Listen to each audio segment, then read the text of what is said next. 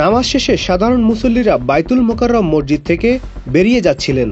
এর কিছু সময় পরই মসজিদ থেকে একটা লিকধর ধৈরা ধৈরা জবাই কর বলে স্লোগান দিতে দিতে একদল মুসল্লি বের হন। শুক্রবার জাতীয় মসজিদ বাইতুল মোকাররমের জুমার নামাজ শেষে এমন দৃশ্য দেখা যায়। পরে পুলিশ সদস্যরা মুসল্লিদের মসজিদ থেকে বের হয়ে যেতে অনুরোধ করেন, কিন্তু মুসল্লিরা সামনের রাস্তায় গিয়ে জড়ো হতে থাকেন। পরে সেনাবাহিনী, পুলিশ ও র্যাবের সদস্যরা তাদের রাস্তা থেকে সরিয়ে দেন। এ সময় তারা বারবার মাইকে অনুরোধ করেন মুসল্লিদের চলে যেতে। জুমা নামাজ শুরু হওয়ার আগে খতিবকে কেন্দ্র করে থমথমে হয়ে ওঠে জাতীয় মসজিদ বাইতুল মোকাররমের পরিবেশ। ছাত্র জনতার গণঅভ্যুত্থানের পর পলাতক থাকা বাইতুল মোকাররমের খতিব রুহুল আমিন ফিরে আসার ঘটনায় এমন পরিস্থিতি তৈরি হয়। পরিস্থিতি নিয়ন্ত্রণে তখন সেনাবাহিনী, পুলিশ সদস্যরা বাইতুল মোকাররম এলাকায় অবস্থান করে। ঘটনা সূত্রে জানা যায়, বাইতুল মোকাররমের বর্তমান খতিব হাফেজ মাওলানা ডক্টর মুফতি ওয়ালিউর রহমান বয়ান করছিলেন।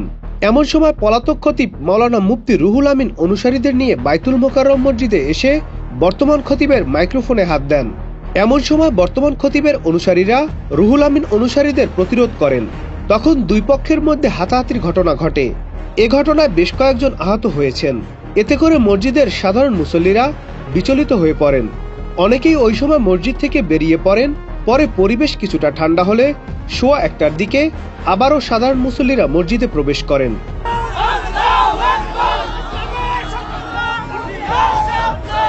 Nadim Hasan, channel I.